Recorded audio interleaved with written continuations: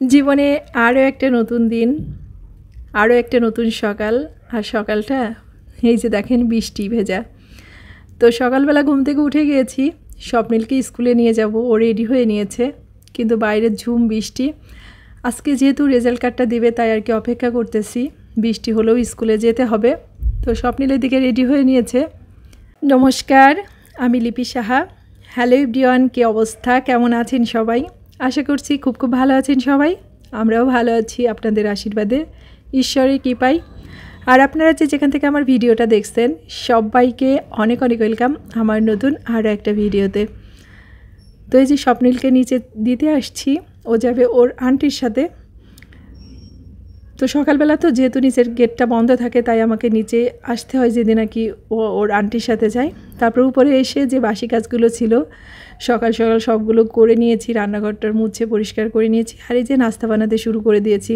তো আজ কয়েকদিন ধরেই সকালবেলা কাজগুলোকে সেরে, সকালে যেহেতু জলটা আসে তাই একবারে সকাল সকাল স্নানটা করে নিই, যেহেতু রান্নাঘরে একটু কাজ এখন বেশি, বাসায় গেস্ট থাকলে যেটা হয়। তাই সকালবেলা যদি স্নানটা করে নিই তাহলে আমার মনে হয় যে মানে কাজগুলো অনেকটা গুছিয়ে করা যায়, কারণ ওই নাস্তা বানিয়ে দুপুরে রান্না টান্না করে স্নানটা করতে গেলে অনেক দেরি হয়ে যায়। তো সে কারণেই একবারে সকালবেলা সব কিছু করে স্নানটা করে নিই। তো ওইদিকে নাস্তা হচ্ছে রুটি আর পরোটা করে নিয়েছি, আর এটা হচ্ছে পেঁপের তরকারি, ওই যে রসুন ফোড়ন দিয়ে যে পেঁপের তরকারিটা আমি করি সেটাই। আর এই যে ডিম ভেজে দিচ্ছি, স্বপ্নিলের পাপা সবার আগে বেরিয়ে যাবে তাই ওর জন্য নাস্তাটাকে আগে রেডি করে নিচ্ছি। এর মধ্যে স্বপ্নিলও স্কুলের থেকে চলে আসছে, তো ওকে স্নান করতে পাঠিয়ে দিয়েছি। আর নাস্তাটা একদম সব কিছু রেডি করে এই যে আমার ননদ আর জামাইবাবুকে খেতে দিয়ে দিয়েছি, আর স্বপ্নিলের পাপা এই যে বেরিয়ে যাচ্ছে। তো স্বপ্নিলও এসে নাস্তাটা করে নিয়েছে, আর এখন আমি একটু চা খেয়ে নেবো, পরে আর কি নাস্তাটা করব। তো নাস্তাটা খেয়ে তারপর স্বপ্নিলকে একটু পরিয়ে চলে আসছে আবার রান্নাঘরে। তো রান্নাঘরে এসে যে সর্দি বললো আমি সব কেটে দিচ্ছি, তুমি আর কি রান্না করো। তো সর্দি আর কি নাস্তাটা করেনি, সর্দি চা খেয়েছিল, পরে আমাকে যা তরকারি কাটার সব কিছু কেটে দিয়েছে। আর এখন আমি মাছগুলো কেটে নিব। তো পাবদা মাছ আর ইলিশ মাছ রান্না করব। তো মাছগুলোকে কেটে তারপর রান্নাটাকে বসিয়ে দিব। ইলিশ মাছগুলো এইভাবেই রেখে দিই ফ্রিজে, এই জন্য আর কি মানে কেটে নিতে হয়। পাবদা মাছটাকেও এইভাবেই রাখি, যে মাছগুলো আর কি না কেটে ফ্রিজে রাখা যায় আমি ওইভাবেই রেখে দিই, মানে ওই দিন এনেছে ওইভাবেই রেখে দিয়েছিলাম। তো মাছটা শক্ত অবস্থায় কিন্তু আঁশটা সরিয়ে নিতে হয়, এইভাবে রেখে দিলে ফ্রিজে নরম করতে গেলে কিন্তু তখন আবার আঁশটা ছড়ানো যায় না। তো এইভাবে রাখলে মাছটার স্বাদটা অনেক ভালো থাকে, বিশেষ করে ইলিশ মাছের। আর এদিকে হচ্ছে ঝিঙে সর্ষে পাতুরিটা করব। তো ঝিঙেটাকে বসিয়ে দিলাম, 2 চুলায় রান্নায় বসিয়ে দিয়েছি, পাশের চুলাতে মাছ রান্না করে নিব। তো ইলিশ মাছটাকে হচ্ছে কচু দিয়ে রান্না করব, শোলা কচু দিয়ে। তো শোলা কচুটাকে একটু লবণ হলুদ দিয়ে ভাপ দিয়ে নিয়েছিলাম, আর এখন মাছটাকে হালকা করে একটু ভেজে নিব। আর ঝিঙের যে সর্ষে পাতুরিটা, এটা আমাদের বাসায় ভীষণ সবাই পছন্দ করে। জিরে সর্ষে বেটে আর কি সর্ষে পাতুরিটা করা হয়। এর মধ্যে যদি একটু চিংড়ি মাছ টাছ থাকে সেটা দিলেও ভালো হয়, এর মধ্যে কিন্তু ইলিশ মাছও দেওয়া যায়। তো ইলিশ মাছটা যেহেতু এই যে শোলা কচু দিয়ে রান্না করব, পাতলা করে ঝোল করব, তার জন্য আর কি ইলিশ মাছটা দেইনি।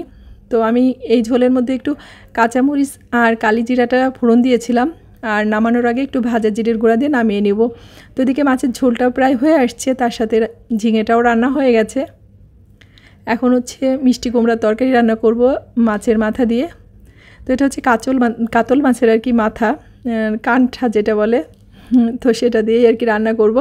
স্বপ্নিল বলেছিল যে ইলিশ মাছের মাথা দিয়ে রান্না করতে, পরে ভাবলাম ইলিশ মাছের মাথাগুলো যেহেতু ছোটো আর ওগুলো দিলে অনেক কাটা কাটা হয়ে যাবে, পরে আর কি খেতে পারবে না, তাই যে কাতল মাছের মাথা ছিল তো সেটা দিয়েই আর কি মিষ্টি কুমড়ার তরকারিটা রান্না করব। তো এই যে এগুলোকে আগেই লবণ হলুদ দিয়ে মেখে রেখেছিলাম, তো এখন ভেজে নিচ্ছি। আর এই মিষ্টি কুমড়ার তরকারিটা রান্না করার জন্য এখন হচ্ছে একটু শুকনা মরিচ আর জিরে ফোড়ন দিয়ে দিব, দিয়ে তার মধ্যে মিষ্টি কুমড়াটাকে দিয়ে দেবো।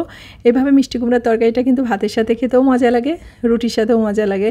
তো এই যে এখন লবণ হলুদ দিয়ে এটাকে নাড়াচাড়া করে ঢাকনা দিয়ে ঢেকে দিব। এটা কিন্তু এক্সট্রা কোনো জল দিব না, এটা ঢেকে দেওয়ার পরে যে এক্সট্রা জলটা বেরোবে তাতেই কিন্তু মিষ্টি কুমড়াটা সিদ্ধ হয়ে যাবে। তো এদিকে রান্না করতে করতে আবার চাইমের জন্য একটু হালকা পাতলা নাস্তার আয়োজন করতেছিলাম, মানে একটু আম কেটে দিচ্ছিলাম দুপুরবেলা।